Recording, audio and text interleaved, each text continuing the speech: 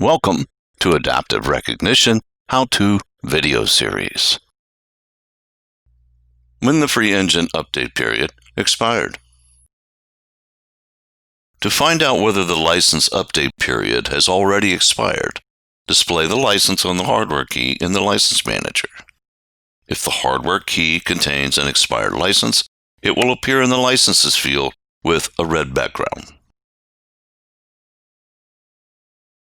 Note that an expired license will still work with all engines issued before the update expiry date of the license for the given region.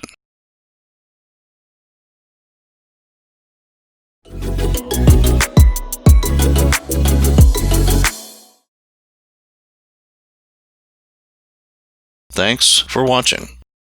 For staying updated, make sure to subscribe to our channel.